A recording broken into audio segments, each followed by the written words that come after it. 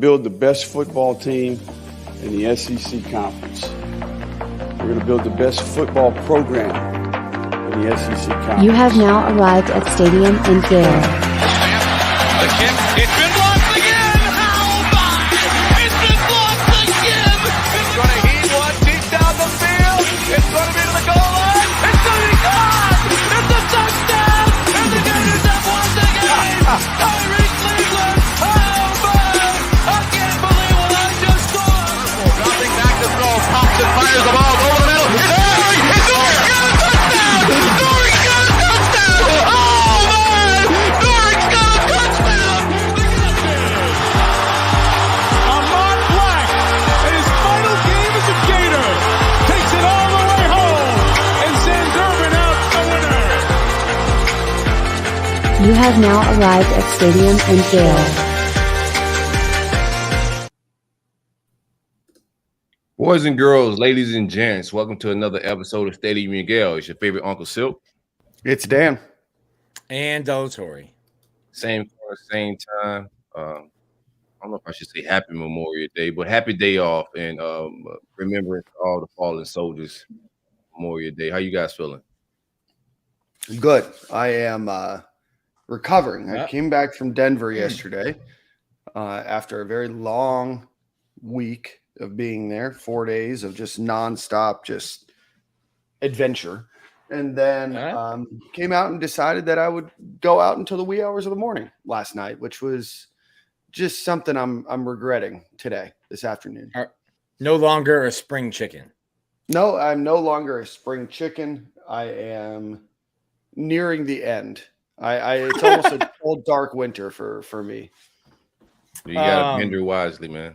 Yeah. You got What about you guys? Dan, How's your weekend? Dan Benderen out in the altitude too. Yeah. You gotta watch the devices out up there, 2,000, 3,000 feet up. Yeah, I had a great time. 100%. Shout out to my buddy Ray. He's my Shout out college to Ray. roommate. And his wife, they live out there. They took us hiking. We went and saw a DJ group called Two Friends, and then we just kind of did our thing in Colorado, which was a blast. But doing that and then flying back and then doing it last night, it's something that I'm regretting. And those are decisions that when I'm looking at the game film, I know I've got to be better in the future. Okay. Who is which coach is getting fired when you review the game film? Strength and conditioning coach for sure. He's gone. Gone. Yeah, he's gone. I mean, it might be a wholesale, just everybody, got to start new. Director of life operations gone. Yeah, they're gone. Everybody's gone. Fresh Billy new Rose, start. man. But enough for me. My parents listen to the show. It's not that bad. I'm just all a joke. Silk, how was your weekend? I just been vibing, man. Barbecue for the family a little bit. I keep it real plain with what I eat, so I didn't get too exotic with what I was eating. But just been vibing. A lot of relaxation. The kids out for summer. No more school, so looking forward to not having to wake up early tomorrow morning. But that's it. Just barbecue grill. A whole lot of now the kids at my mom's house. They're chilling with the parents for. I'm gonna pick them back up maybe tomorrow. But just vibrations, man. Nothing too crazy. Catching up on rest. Things you love, Nick. You're about a month away from your wedding, so Yeah. happy month before wedding day for you. Yeah, I got a whole week out in beautiful Hoover, Alabama. Nothing quite like it. But when it was take your dad to work week, so that was cool. A lot of me growing up, me and probably my dad growing up, with a young kid was spent on the baseball field. So anytime we get a chance to go and watch some baseball together, that's pretty cool. And then Florida didn't make it to the championship game on Sunday, so that meant I didn't have to work. And Dad and I just caught the game in the stands, sat there with some vibed out with the Aggie fans. Nobody puts the cult in culture quite like Texas A&M, and we were right in the thick of it. At some point, they were trying to get a rally hat going, and old boy had like cowboy hats. he had a cowboy hat, and then they put about 60 other baseball hats on top of the cowboy hat, and then people started piling cowboy hats on top of that. It didn't work. It's only crazy if it doesn't work, so it was crazy. But yeah, great weekend hanging out with Dad. Those are memories that I'll always hold on to. And back here for the foreseeable future. Fiance, not a big Gator baseball fan. We're getting married June 30th, and if Florida goes to the championship series, there's a potential that they play on June 26th. Nowhere near where I'm getting married. So if you're listening to this podcast, I'm sure you would like the Gators to make a deep run into the NCAA tournament into Omaha. My fiance does not share those feelings. Yeah, I'm hopeful that the Gators have a good run. Maybe we'll get some of that Nebraska weather. Maybe we'll get delayed a couple days just so you're right on real thin ice coming back, Nick. Listen, if I'm out in Omaha on June 30th, then there's no wedding for me to get to. So at that point, might look up a residence, see if I can find Warren Buffett, maybe have him invest in me personally. Wouldn't risk it, Nick. All right, gentlemen, we got a good show today. As always, we do want to shout out Alan Horn with State Farm Insurance. If you're looking for auto, home, life, business insurance, whatever it might be on the insurance side of the house, give him a call at 706-692-2888. Again, 706-692-2888, or visit him at allenhorninsurance.com. Nick, you've kind of touched on it. You were in beautiful Hoover, Alabama, which, in my opinion, it's probably the Jacksonville of Alabama. The Gators do make it, have a little bit of a run there, have a big walk-off home run in their first game against Alabama. But Nick, just kind of talk to us about the weekend itself, or the week out in Hoover. Yeah, I mean, really exciting. Florida comes in kind of hot, had a nice little run there at the end to be co-SEC champions heading into the week, into Hoover. And then just an electric game. You get a walk-off home run from BT Riopelle in the 11th inning against Alabama. You come back and have to play Vanderbilt for the fourth time in 2 weeks. And you get two more home runs from Riopelle. So I think Florida did everything they needed to do. You got to start from each of your starting three pitchers. You got your bullpen work. The biggest thing is getting Brandon Neely extended. If Florida is to lose a game in the regional and you need a fourth starter, I think Brandon Neely's that guy that you turn to. And then you can have Phillip Abner or Ryan Slater close games for you. So Florida didn't win the SEC tournament. And despite what some people on Twitter, who I think just tuned into the season, told me, I think the bigger test and bigger tell of what your team is how they do during a 10-week straight grueling schedule in the SEC schedule, not what they do in Hoover, where a team like Texas A&M has a lot of incentive to go and make a deep run. Florida could have gone 0-2 in Hoover, and they still would have been a national seed. I think they held on to their number 2 seed because they went 2-1 in Hoover, but everything Florida needed to accomplish, they did in Hoover. Winning the tournament is cool. That would have been cool, would have been fun, but you're not going to, cut off your nose to spite your face. Mm-hmm. That's good. So regionals will start this week. The Gators are the number 2 overall seed and will host the regional. Nick, we want to break down that regional for us a little bit? Yeah, we can break it down quickly. I wrote about it today, but you get I think it's a decent regional for Florida. You get the Friday night matchup against the 4 seed Florida A&M FAMU Rattlers. Florida and FAMU played earlier this year. The Gators won a midweek matchup 17-7 in run rule fashion. And it'll be interesting to see, for me, what does Florida decide to do? You have the UConn Huskies and the Texas Tech Red Raiders as the 2 and the 3 seed, respectively.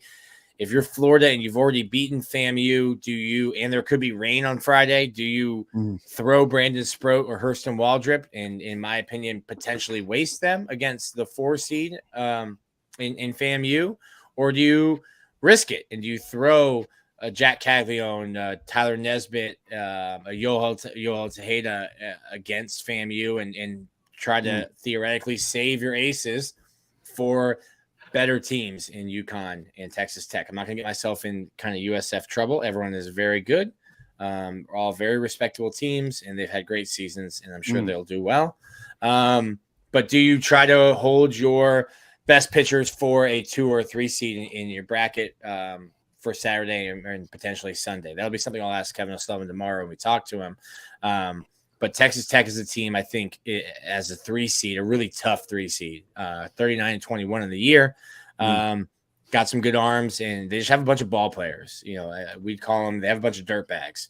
Guys who might not be the most physically impressive, might not have the best numbers, but they do the little things right. They play the game hard. A lot of grit, Dan. A lot of grit. A lot of coaches' kids. Sound like Nick. No. I had their numbers, but I thought I was better. I would say what? For the casual fan that started just going to pick up around tournament time, like what should our expectations be for this team? So if Florida wins the first 2 games, they're going to be really tough to beat 2 in a row. You need to win 3 games to advance out of this regional. It'll be interesting to see that. I don't think that. So like Brandon Beckel, who is a starter for Texas Tech, he's like he has SEC stuff. He is an SEC guy, but when you're the 2 seed, when you're the 3 seed, you're gonna throw your best guy. So what do you use? What does Texas Tech and UConn use on Friday night? And what do they have left when they play Florida on Saturday? As the 1 seed, the 16 hosts, you have a built-in advantage. You're playing at your home site. You're sleeping in your own bed. You're not in a hotel. If Florida can win on Friday night against FAMU, which they should, and if they're not using Brandon Sproder, Hurston Waldrop, then I think Florida would be the odds-on betting favorite to win that game too. And then you have to lose. Then one team has to beat you twice. So I think Florida's really in a good spot to win their regional. Now I probably have said that the last 2 years that they've hosted a regional as well, and they haven't made it out. This is actually the longest run, 3 years, that Florida hasn't been to a super regional under Kevin O'Sullivan. So I think the regional sets up for them well, but Texas Tech's a good team. I think that's a team that Florida needs to look out for. And UConn was really good all year long. They have 43 wins. So it's not an easy regional, but I think it sets up well for Florida. And then the regional that they're matched up with is South Carolina and the Fighting Camels of Campbell University, one of the 2. Go Camels. Are they real? That's their mascot, Camels? The Camels, the Campbell Camels. I think Campbell is the best group of 5 team, mid-major team, or not even group of 5, mid-major team in the tournament. Let's also give them some respect. It's the Fighting Camels. Fighting Camels. It's gonna be a slow fight.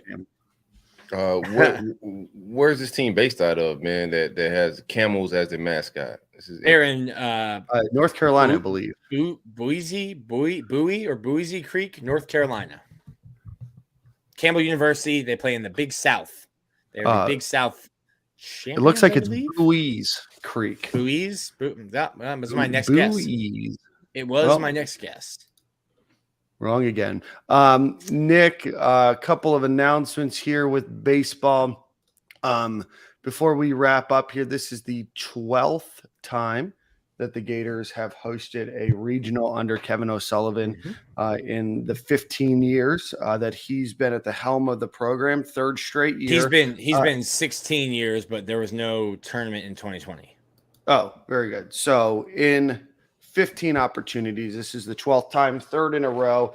Florida has competed in 19 total. So Kevin O'Sullivan's had 12 of them.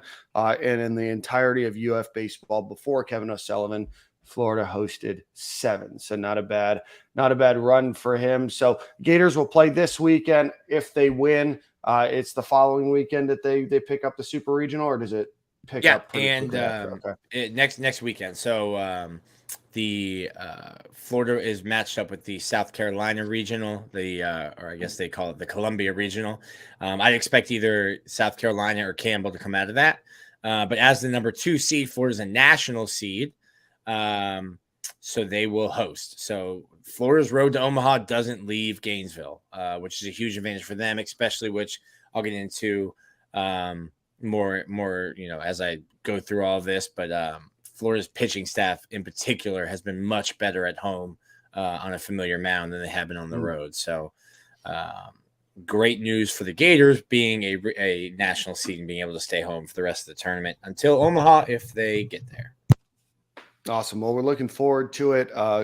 Obviously, if you are in Gainesville or you have the opportunity, go check it out. It's a beautiful ballpark.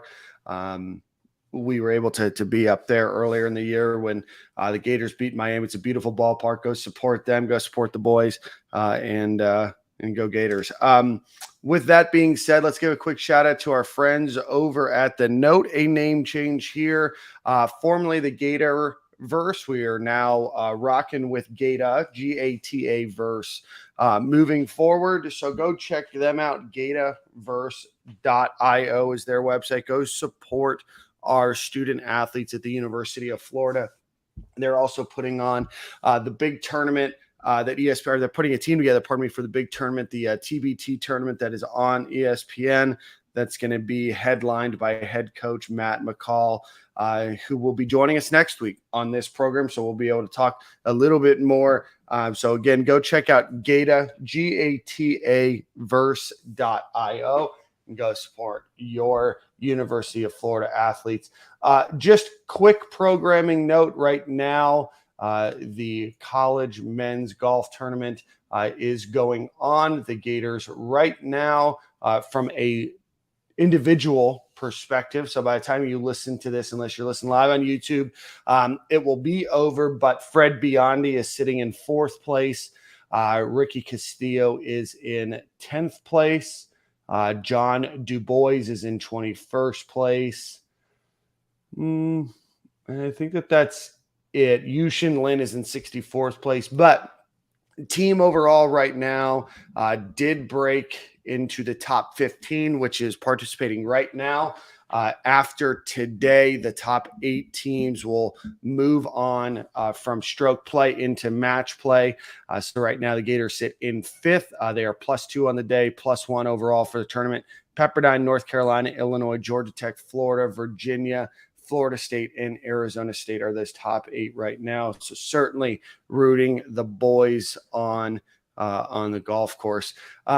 In other news today, the Gators had their final enrollees come onto campus. So I know the one that everybody is probably the most excited about of that name, or of that group, is Wilson, Trey Wilson, but Dijon Johnson, Gavin Hill, and Caden Jones all enrolled at Florida. Eugene Wilson the third, also goes by Trey Wilson. So of those 4, Silk, haven't heard much from you today. Which one are you most excited about? Obviously, man, Eugene Wilson getting that explosiveness. We all been, googly eyed watching him work out all summer or off season.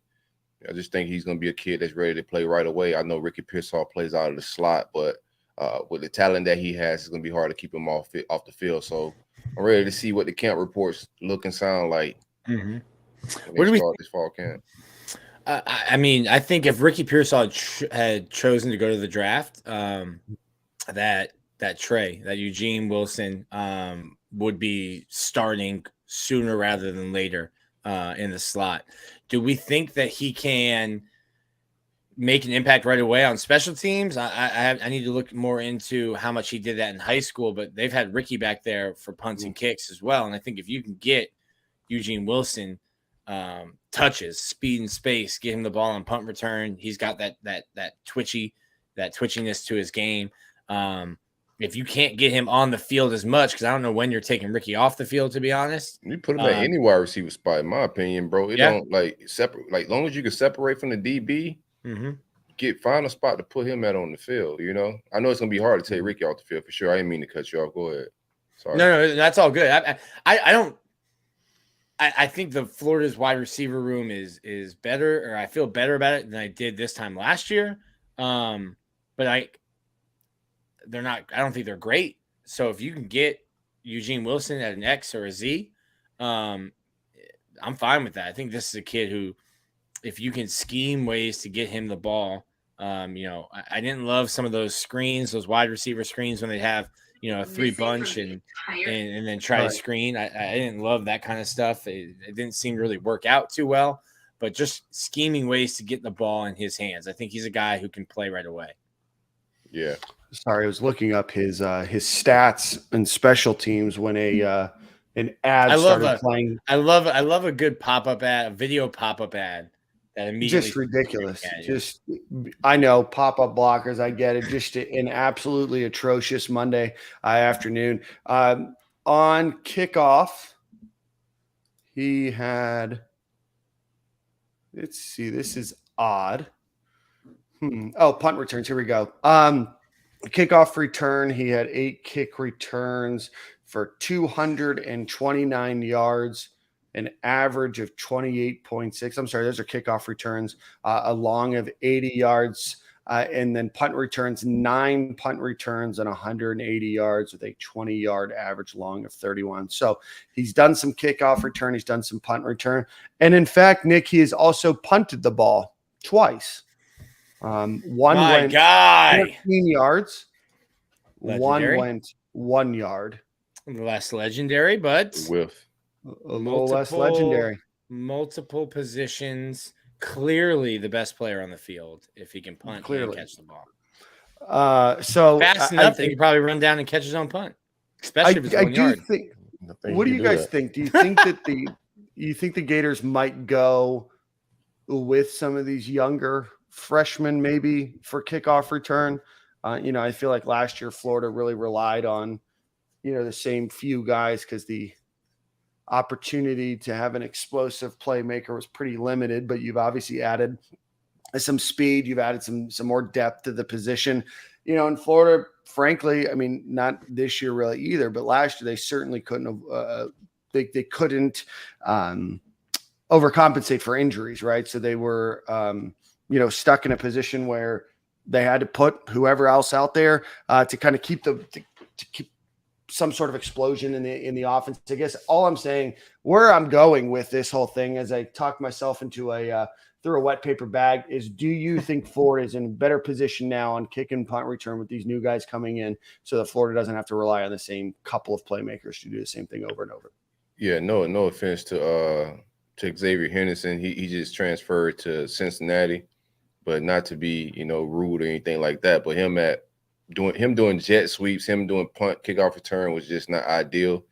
Give the freshman guys, I think that's a great opportunity for young guys to be able to get the ball and make some plays. It's just being able to trust them to catch it in clutch situations. And I think the last 2 regimes, I would say that you got a little too comfortable with just trying to make a safe catch, especially when your offense is struggling. It's an opportunity to score, especially if you got the right players. And I think we got some explosive guys that can make something happen in the special team. So I wouldn't mind seeing one of the young boys, Eugene Wilson. Get Eugene. Somebody's in the comments saying right now they wouldn't mind seeing Andy Jean at kickoff return. Wouldn't be surprised to see him there. But I think just more straight line speed is what I would like out of kickoff return, then wiggle. So I will go even Mazzell or somebody like that. Somebody that has straight line speed. Yeah, you think that'd be more for kickoff? I think on punt, you always have like your safety guy. I think that started with like Vern. Remember that?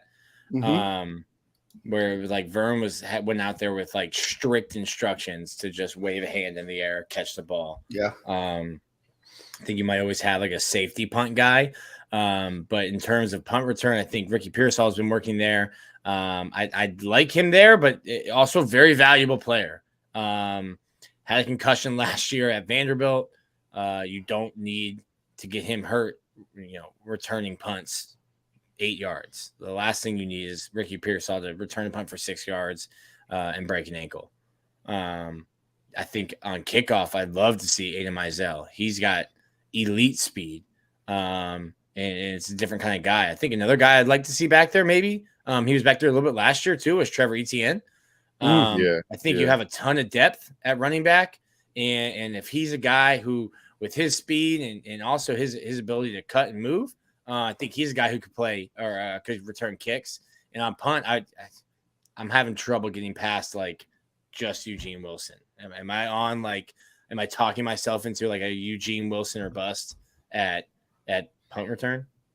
It sounds like you are. I think I am. Everybody has to have a hill to die on, and I think that that could be yours. Do want to talk a little bit about the Gators did grab a transfer running back from junior, or I guess not transfer, but a junior college running back. Kind of came out of nowhere. Zach Albaverdi did a good article kind of breaking down the whirlwind a couple of weeks there, but the Gators grabbed Jacoby Jackson from Kahoma Community College and had a brief commitment to Charleston Southern. He's going to be joining the Gators as a junior with 2 years of eligibility. Obviously, we know that the Gators were looking at getting another running back. They had the Houston transfer who ultimately ended up committing to Colorado on campus a couple weeks ago. But were you guys able to take a look at Jacoby Jackson's film? Yeah, I checked it out. Go ahead. I think it's important for them to keep 5 running backs on roster. Mm-hmm. They didn't get, like you said, Alton Caskill, which would have been a good get they got from Houston. So to be able to find somebody to fill that need, you're going to have 2 guys go pro with Montreal Johnson, unless something crazy happened with injury. But Cam Carroll and Montreal Johnson go pro. That leave you with a couple of guys. We have 2 committed. So, we have 5 right now. They may take another one. I'm not sure who that guy would be. It probably have to be some elite. But, yeah, it's good roster management. He's a kid that's originally from Pensacola, Florida. Shout out to Zach. Like you said, I thought it was a very good article to lay out the 2-week whirlwind of them going out there to check him out, then him coming into Gainesville and committing on the spot. But overall, I like his film. I'm not going to question these guys on running back. I understand the roster management. They try to go for a higher guy that's ranked or a guy that's more accomplished. When able to land him, he goes out to Colorado, which makes more sense for him. Snaps-wise, he'll get more carries out there. So I like them filling the position of need in the running back room. Yeah, just to add to that, 1,390 yards, rushing, 14 touchdowns, 276 carries during that time. Originally a class of 2020 prospect, had offers from UAB, South Alabama, Western Kentucky, UNC, Charlotte. So certainly looking forward to having him join, and who knows, maybe he'll surprise the same way Cam Carroll did when he came onto University of Florida's campus. But again, a junior with 2 years of eligibility. Want to get your guys' thoughts. We didn't talk about this a few weeks ago, but Nick kind of brought up something, about fair catching. And I know one of the things that they're talking about is moving the fair catch to the 25-yard line. I think right now it goes to the 20-yard line if you fair catch on a kickoff.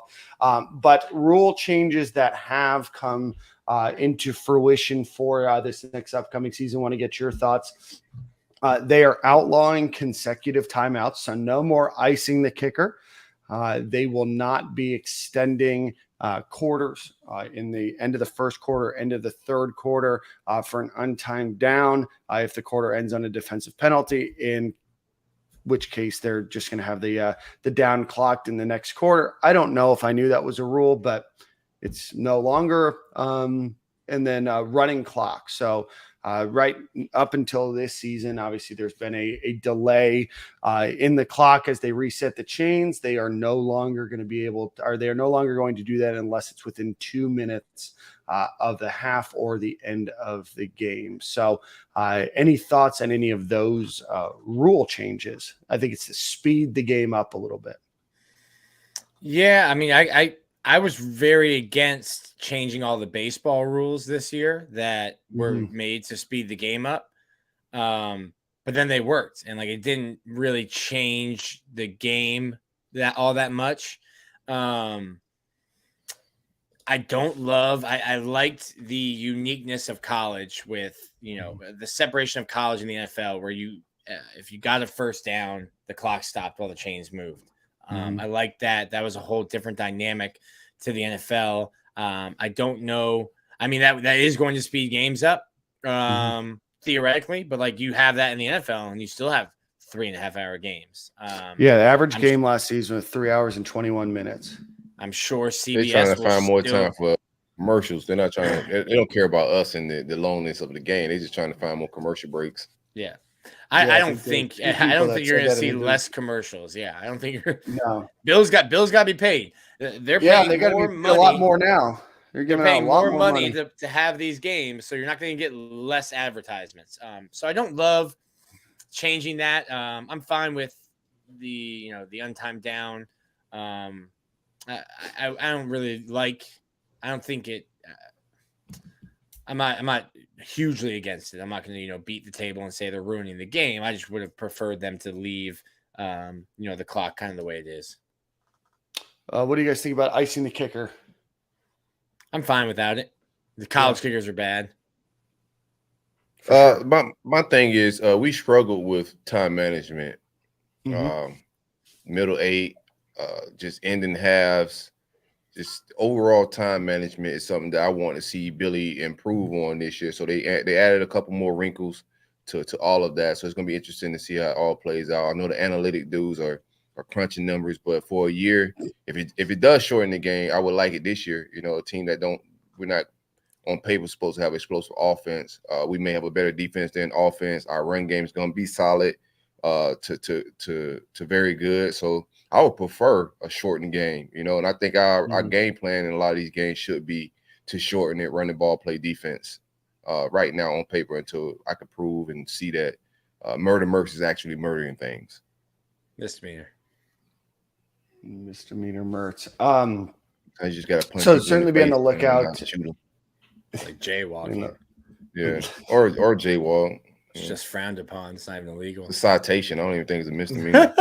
Citation, Mertz, that's crazy. It's just like, hey, quit that. Verbal warning. Quit it. Verbal warning. Just a side eye. You're not even gonna bother talking. Just a hey. Crosswalk. Let's give a quick shout out to our friends over at Home Field Apparel. If you didn't go check them out, they just dropped 10 new things for the Florida Gators, and it is elite stuff out there. So go visit homefieldapparel.com. Use promo code Stadium and Gale, get 15% off of your order.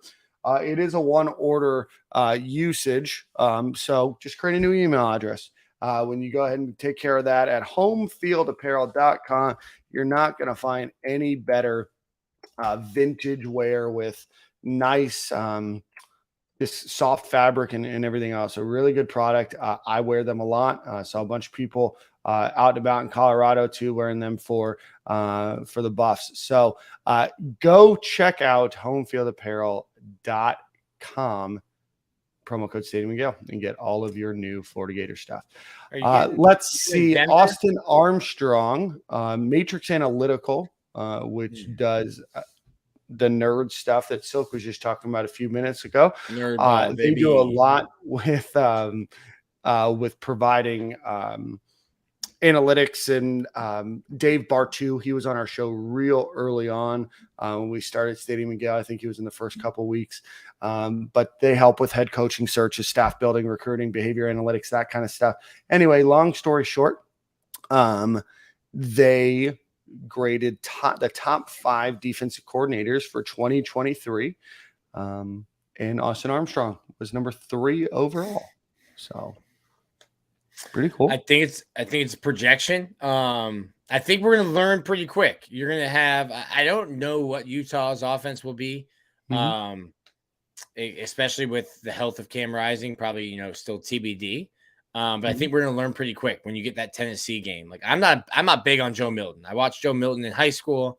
I watched Joe Milton at Michigan. I watched Joe Milton early on at Tennessee. So like if Joe Milton is good, hats off to Josh Heupel, because that means his system is just built for these quarterbacks. But I think we'll learn about Austin Armstrong real quickly with that Utah and then Tennessee early on in the season. How about Joe Milton spending his off season flipping and throwing balls real far, trying to get that AR draft stock? Well, first off, still we know this. Like the backflip is just south. That's just South Florida. That's Florida. I think Joe's from Orlando area. Well, he's originally a Muck kid. Let's keep it being. Okay, my bad. That's actually my that's the Weiss family a little bit there, man. But I was a big Joe Milton fan coming out of high school. He went to Olympia High School in Orlando, but he's originally from Pahokee. The flipping is just South Florida vibes, but that's just 7-on-7. That's how you celebrate. he definitely paid attention to what got AR drafted high. He think got AR drafted high, so he's doing flips and throwing balls far. We'll see. I don't know how much he's progressed, but he did seemingly progress. That's my hope in Mertz, right? Like Joe Milton went from looking like a below average quarterback at Michigan to figuring it out the last few games at Tennessee last year. I think he comes in and fills in for an injured quarterback. So I'm not high on Joe Milton at all. We'll see how it all plays out. That's my whole point. Like if Joe Milton has a really good year, I think I'm ready to just like tip my hat to Heupel and be like, listen, dude, you like whatever. It's a system. It's a quarterback system friendly. Yeah, it's a friendly cool. System for quarterbacks for sure. Yeah. It only works for quarterbacks that are over 23. But yeah, Joe Milton, 53 of 82 for 971 yards, 10 touchdowns. But yeah, you can definitely see him trying to get that AR buzz. I'm sure you'll see a lot more of that happening. Derek Lagway gets invited to Elite 11. Obviously, should have been.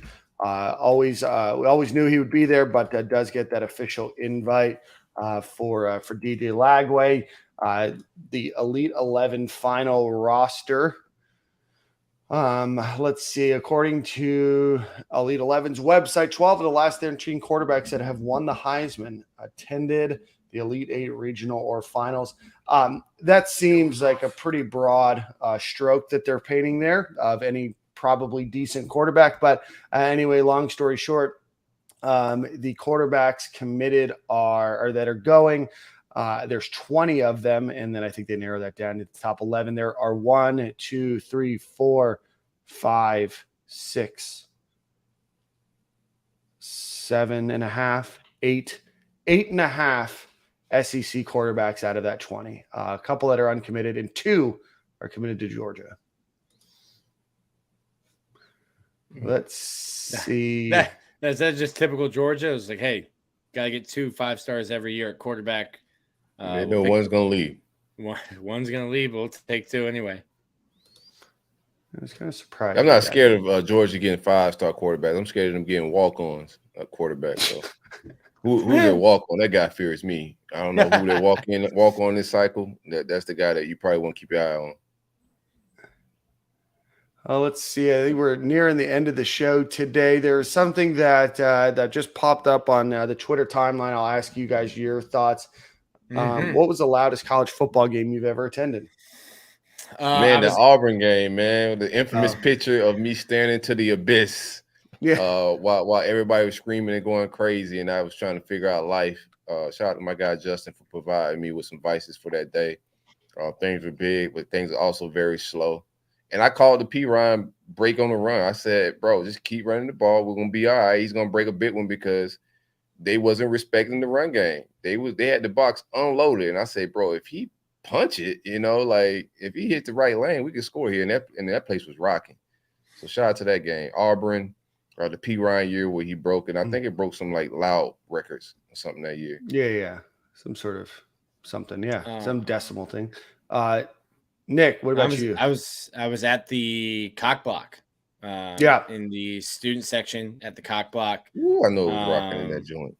Yeah, so like that wasn't sustained loud, but one of the loudest moments ever. I was walking into the stadium, Florida LSU, when it was like first play or first drive, and there was like that tip pass that Percy caught, and then nobody was behind him. And I remember thinking, oh, we're late. I think we stopped on Midtown, Dan, by the balls window and grabbed one of those little plastic bottles to bring into the stadium with us. That was loud. Nick, I'm going to agree that cock block game. That's got the loudest single moment. Yeah, this loudest single moment. And if you guys remember, I think that was the third kick that Florida had blocked that game. I think there's a point after. I think there's a field goal, and then I think this was the second field goal. But you can look it up on YouTube, and you can turn up the volume, and it is absolutely insane how loud it is. And there is a brief, 10th of a second pause where the kick goes up and it gets blocked. and that was the loudest I've ever been in person for the stadium. I do know when Brandon Spikes intercepted LSU and punted the ball through the end zone was a pretty loud moment. I know a couple people on here said, let's see, the LSU pick 6 against Joe Burrow. And then really wasn't a couple like, people say what? I get asked all the time, like the stadium.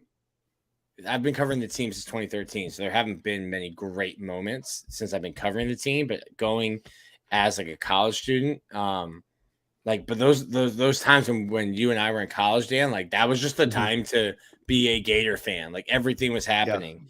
Like that I haven't gotten like huge crazy moments. It was really loud for Utah last year. That was a packed stadium. Like that, like the stadiums aren't packed the way that they used to be. And I think some of it's the product, some of it is just the price of things to go to a game now. But like, I don't think, and maybe that's just me going to the game and not having to work and worry about things and being in the stadium, in the stands more so. But like, I don't think anything really has been outside of a couple moments has been like since 2013 has been like what it was like there, 05, 06, 07, 08.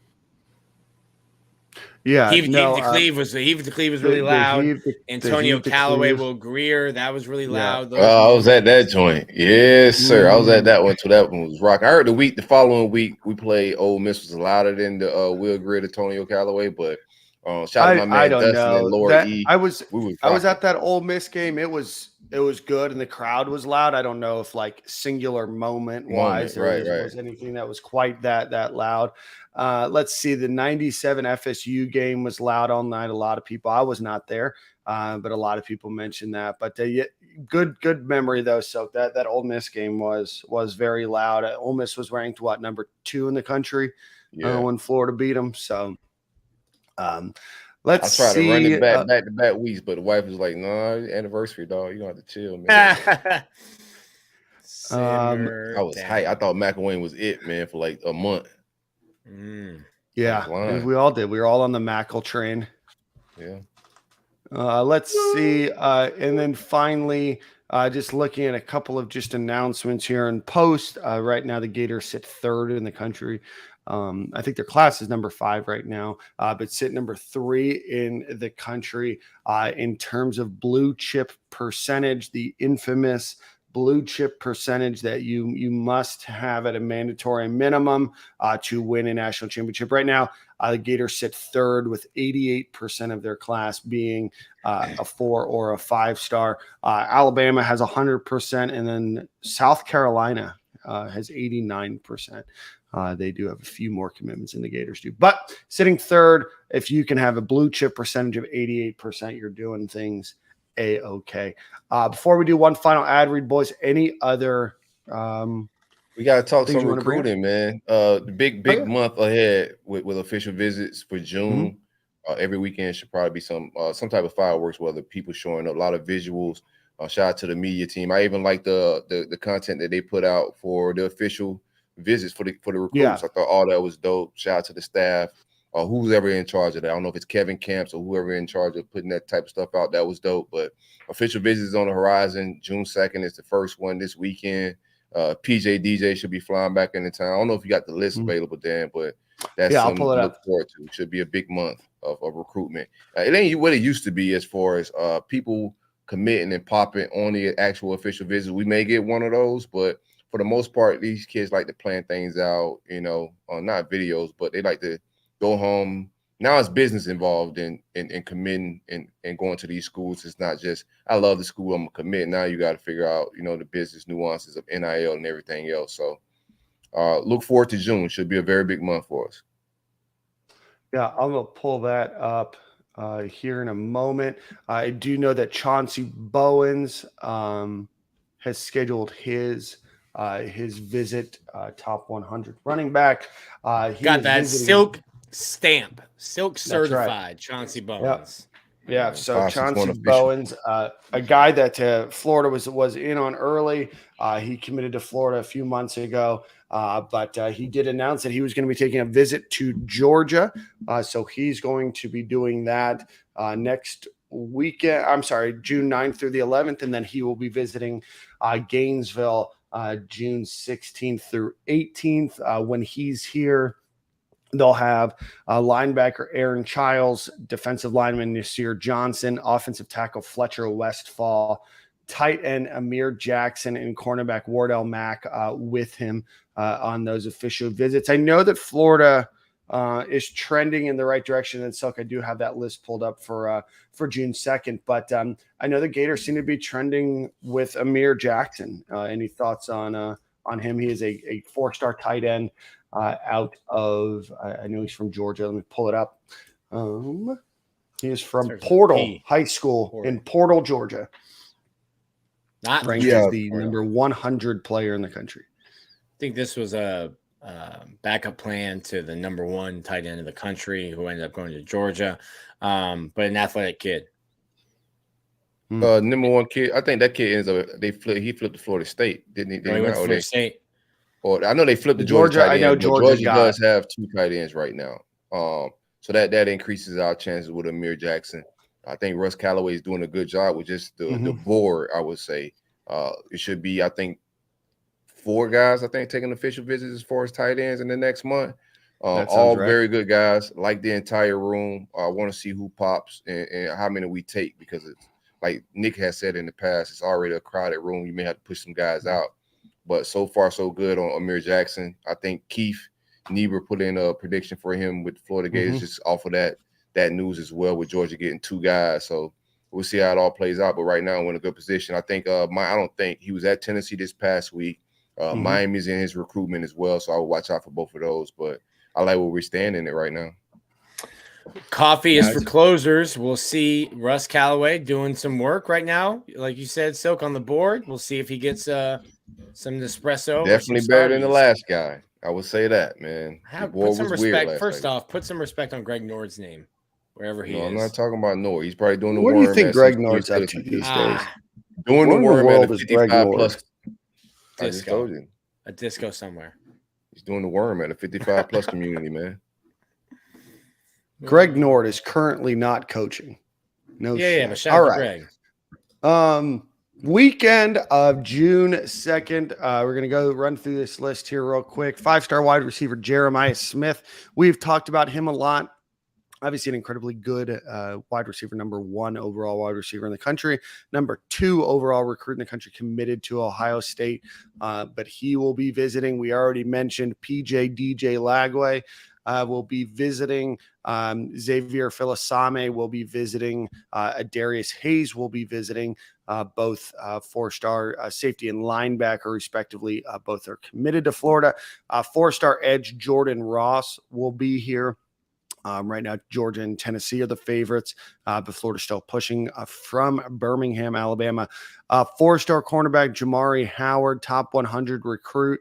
Looks to be a Florida State battle. I know Keith put out there that Florida State feels a little bit more confident now than they maybe ever have. Doesn't necessarily mean that he's going there, but just reading some of the tea leaves, Florida State is starting to get a little bit more traction with him. 4-star defensive lineman LJ McCrave from Mainland and Daytona Beach. A top 100 recruit. Florida and Georgia are the leaders, with FSU and Miami right behind. 4-star defensive lineman Dalen Evans, a guy that has a University of Florida picture as his Twitter profile picture, committed to Texas A&M. Florida is looking to flip him. He's the number 22 overall recruit in Texas. Silk just mentioned 4-star tight end Jonathan Echols from IMG Academy. He is committed to Tennessee. Florida is really trying to get a good tight end out of this group. So whether it be Jonathan Echols or whether it be Amir Jackson, those are probably the 2 biggest names. And then Chris Jones, Florida does appear to still be leading for him, and I would not be surprised if the Gators gain a commitment from him. those are our June 2nd visitors for now. Who are you most excited about? I lied. There's more. Yes, a few more. 4-star cornerback Jalen Crawford from Lilburn, Georgia.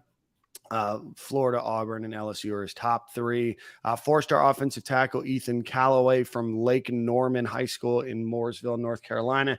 LSU is the favorite to land him.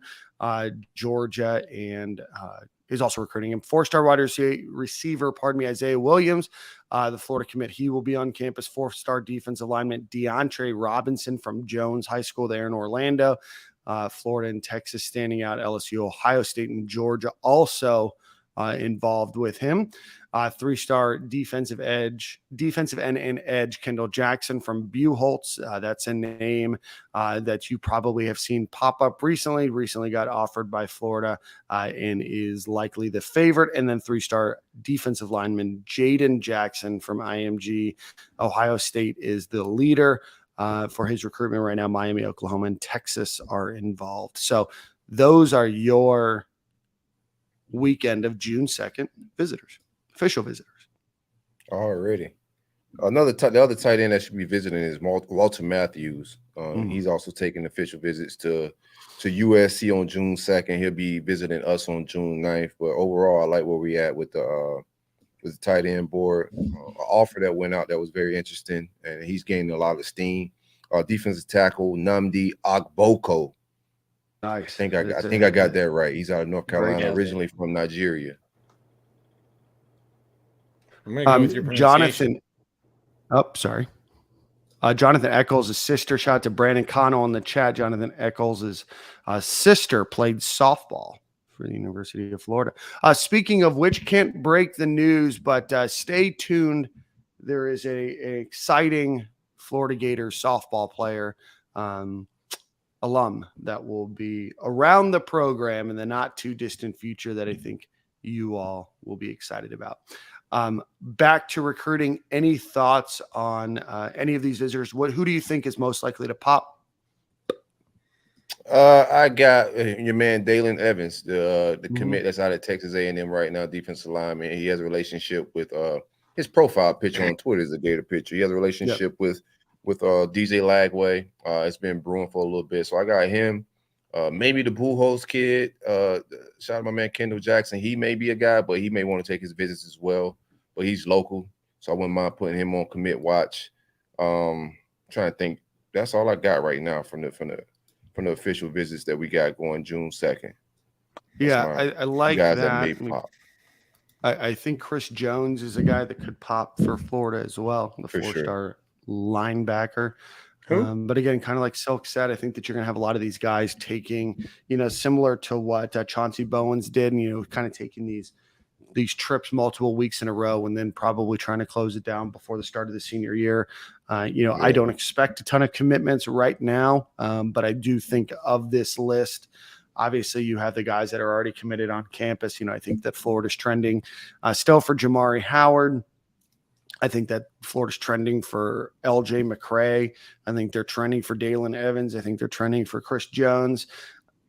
Those are probably the 4 highest. I think Kendall Jackson, if you're looking to get a maybe spark out of the weekend in terms of getting a commitment, if that's what Florida's looking for. I will say that Florida does try to really control the messaging, control the announcements. Everything seems very calculated. Those are names. Those are probably the 5 names that I would say, if any are going to pop, it's going to be one of those 5. What I'm watching mostly this summer leading up to the fall, I like where our recruiting is going overall. Like I said, I like the tight end room. We're going to be fine at receiver. I think we're going to get some studs there. Defensive lineman, I see where Spencer's taking it.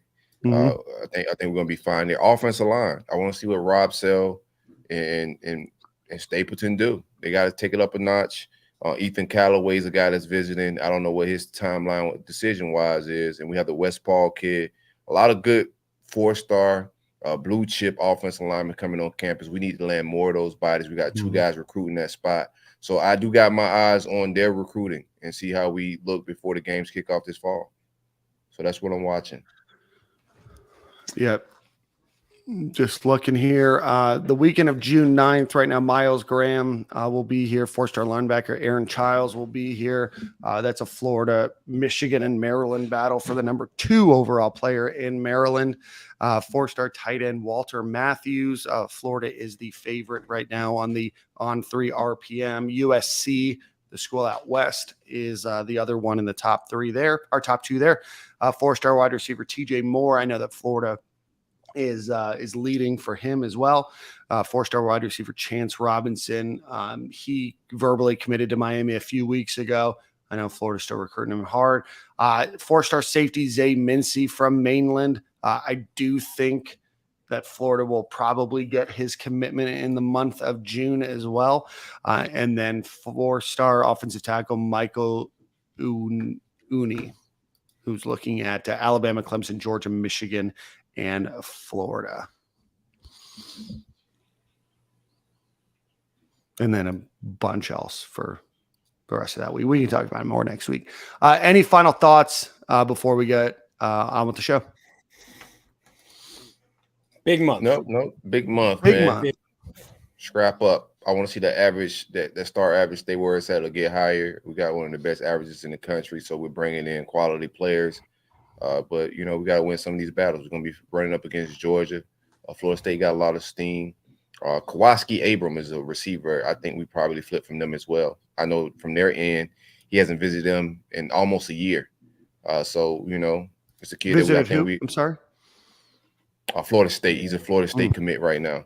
He hasn't visited Florida State in over a year. I think, told Corey Bender that if he was to flip him to be the University of Florida, he set up an official visit. So that's another guy alongside TJ Moore, guys that I'm watching in the wide receiver room. Jeray Hawkins out of IMG, originally from West Virginia, another dude. A lot of speed. All these guys are like 10.6, 10.5, 100-meter guys, so they fit the profile. But June's going to be an eventful month, I think. June and July. Maybe even a little August. Maybe. A lot of visitors on June 9th, a number of visitors set up for June 16th already, none scheduled for June 23rd, but stay tuned to Stadium Gale. We'll break this down each and every week, and shout out to our friends at On3, including you, Nick, for all of the great content about recruiting. With that, I think that brings us to the end of our show. We do want to give a quick plug to Alumni Hall. Go visit alumnihall.com. or go visit them on Archer Road. I think they're right next to that Lululemon that Nick frequents pretty often. So go check them out right there on beautiful Archer Road. If you are looking for golf balls, T-shirts, golf polos, lawn chairs, lawn tools, whatever it might be, go check out alumnihall.com or go visit them on Archer Road. Let them know that we sent you. Gentlemen, that's the end of our show, unless you have any more final thoughts. Real quick. Any of my Atlanta, North Florida, Mississippi, Alabama, anybody that's close to the state of Georgia and Atlanta, be sure to pull up, man. We're going to be out at the Trap Music Museum, hanging out doing our first media day as a network. We got some former Gators coming out to kick it with us. Should be very eventful. We should be making those announcements. Former player-wise, may get a recruiter too as well. Maybe get a couple commitments to fall through there. But we should have some Gators, some Canes, and some Noles there. Also some Georgia guys. If you're in Georgia, if you know some Georgia friends that want to pull up and see some Georgia former players as well, hit some media, get our take on the season, the upcoming season. Come check us out. Come check the art museum out.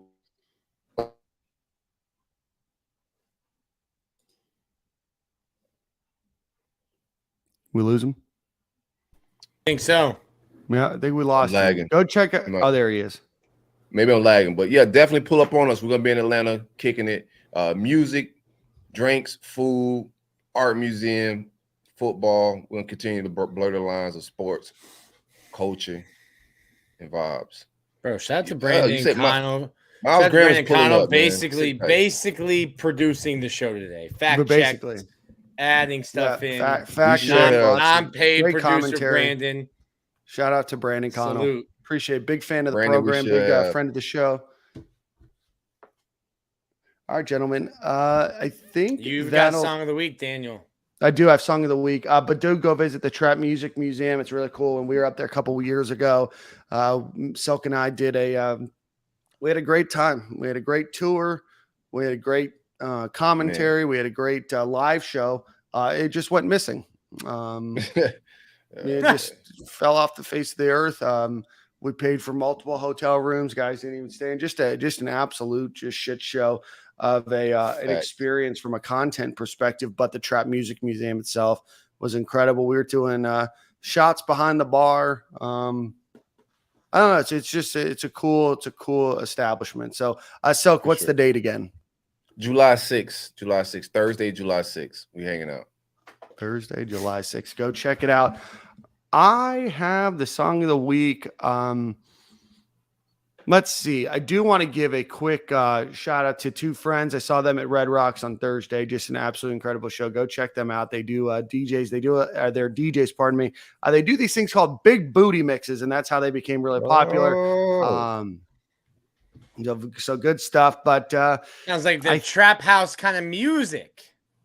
It is. I think anybody would like a big booty mix, volume 21, 22, 18, all really good ones. But let's play Weekends by Jonas Blue. It's a fun little song. And we'll take it out, and we will see you guys at the same corner, same time next week.